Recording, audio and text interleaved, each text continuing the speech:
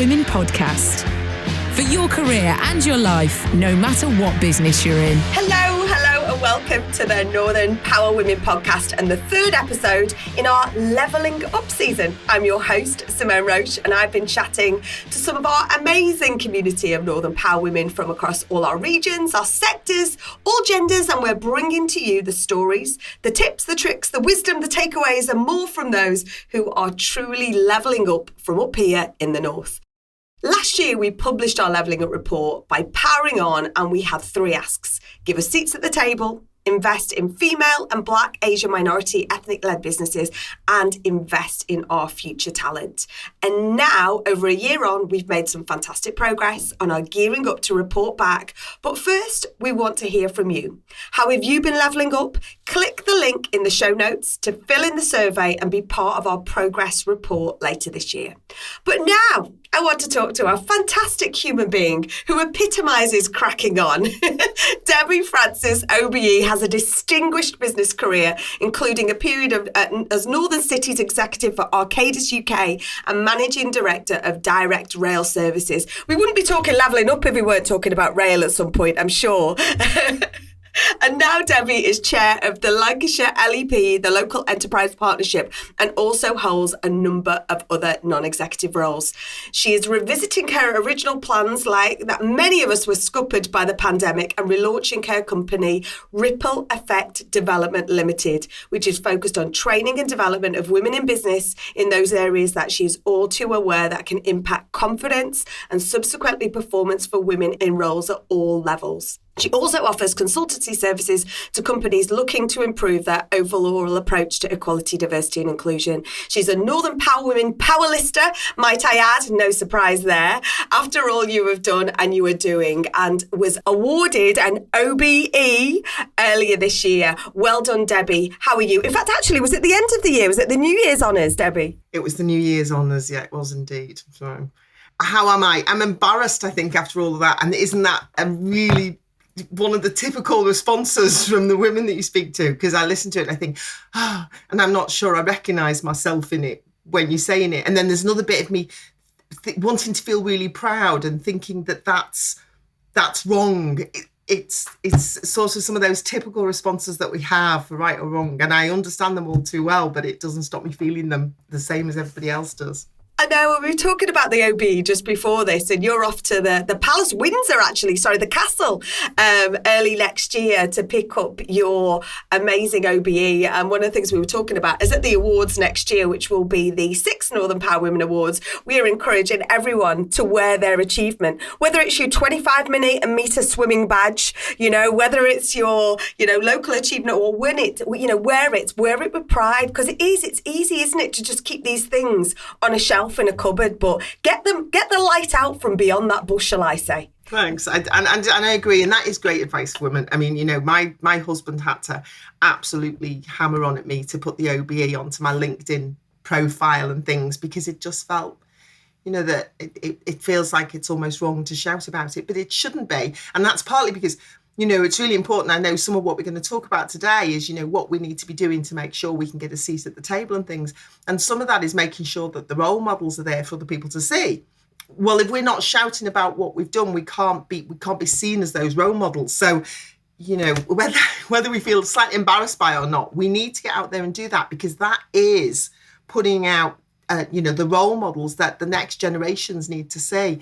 And if you're not shouting about it, it's not visible. Absolutely. And as individuals, what are those skills and qualities we should all aim to possess to get that seat at the table? Because that was one of the big asks that we had in our report last year. So whether you're enabling a seat to be taken, whether you're recommending someone, or whether you're pulling it out, extending the table and bringing a bench with you to bring more people on it, what are those key skills that we want to bring? To be honest, I would love to say that we only need to bring the same skills as everybody else. There's no reason why we should be looking differently at the skills we have to bring. You should just be able to bring your knowledge, your experience, an ability to articulate issues, and listen to other people. And you shouldn't have to have anything else. But we're well aware, I think, that it's still not quite as equal as we would like it to be. And some of those skills and qualities that are often looked for are not always quite so easy for us. Great example is confidence.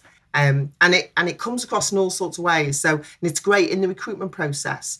There's lots of times when you may be in that situation when you're very close to, say, a male counterpart, and the recruitment panel will give the job to the man on the basis that he came across more confidently. So that's a really difficult one, and it's a subconscious, it's not a subconscious bias almost, it's something that we think you've got to have to, have a seat at the table or be a leader, that this idea about having confidence, and we're not clear enough about recognizing what is confidence and what's real confidence. So, for men, and okay, we are talking about generalized genders here, and that's not always the right way to go, but for now, I think we have to stick with that in this type of conversation. So testosterone creates confidence.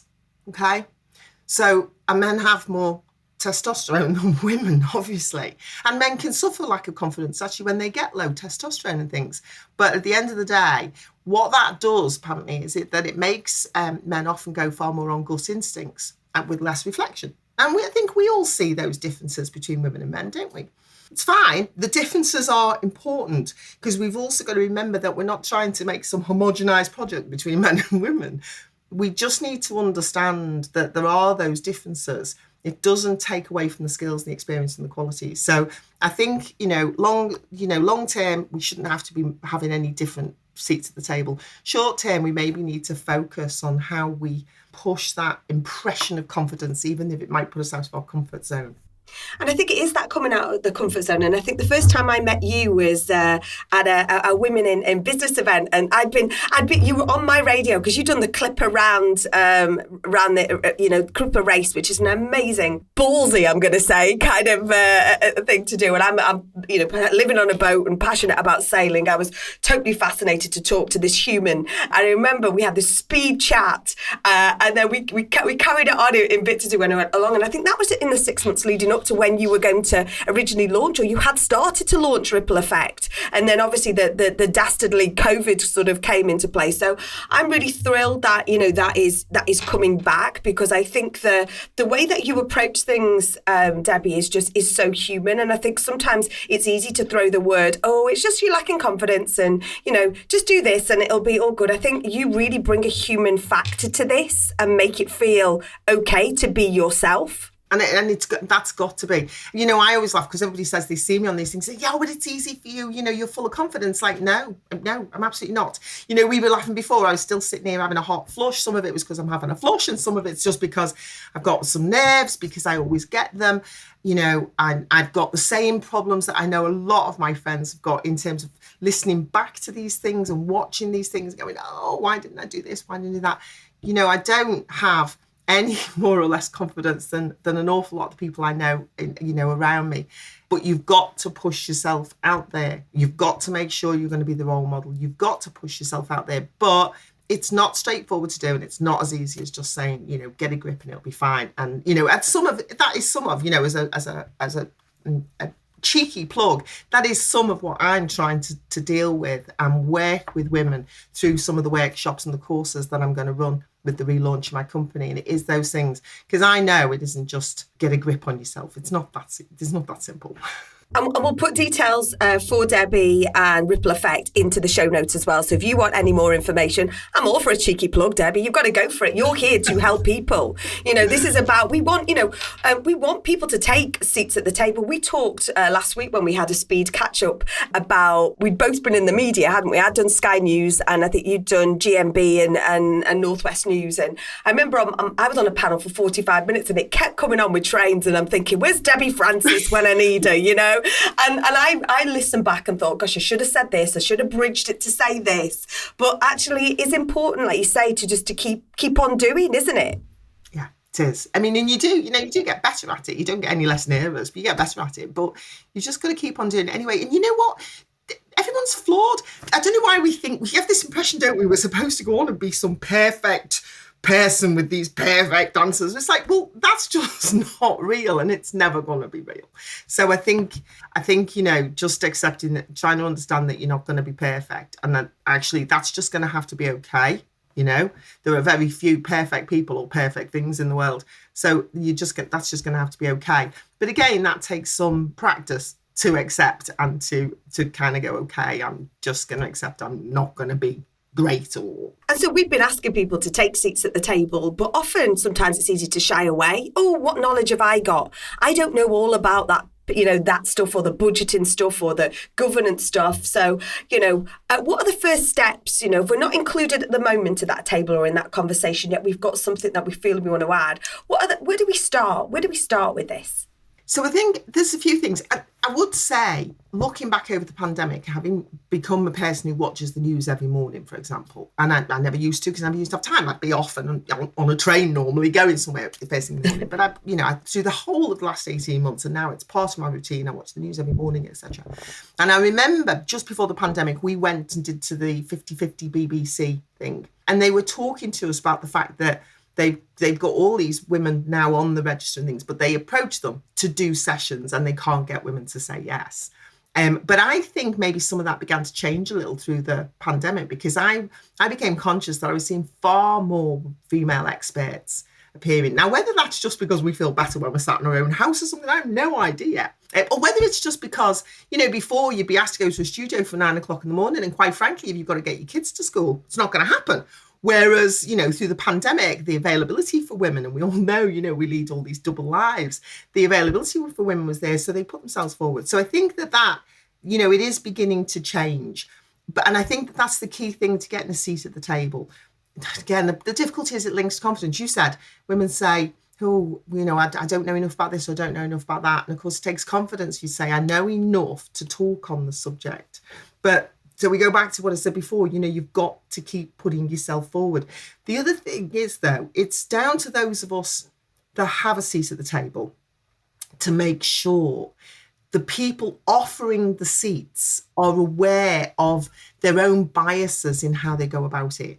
And then that way, maybe we don't have to those people trying to get a seat don't have to try quite so hard, because the people who are there offering them are aware of what they need to put in place to help them to make sure that they get the diversity of candidates that they may be looking for. At the end of the day, if people are not in the candidate pool, you can't give them the job.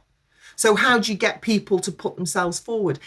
There's a lot of things you can think about at that stage to open up that pool and to get rid of some of the biases that stop people even putting themselves forward. So I think, you've got to try to find a way to step out your comfort zone and put yourself forward. But a lot of it needs to rely on those of us there. And there are a lot more of us there now. It isn't like the last 100 years since the suffragettes. It's not quite so slow. It's not as fast as we might like, but it isn't quite so slow. I mean, in the FTSE 350, there's been huge improvements between 2015 and 2021, huge improvements.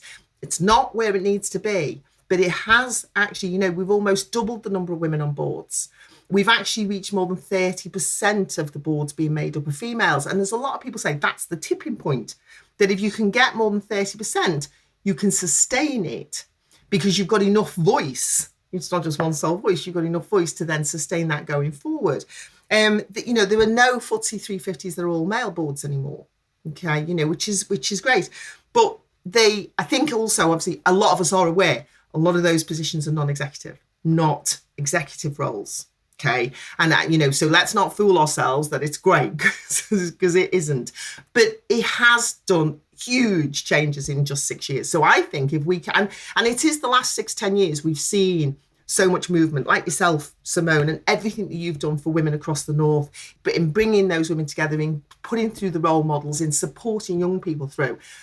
A lot of that activity has been in this last decade. It hasn't been before that. And look at what it's doing. So I think in the next decade, we'll see it shift. And I think there's then a bigger problem to tackle. How do we tackle that wider diversity that's not just about gender?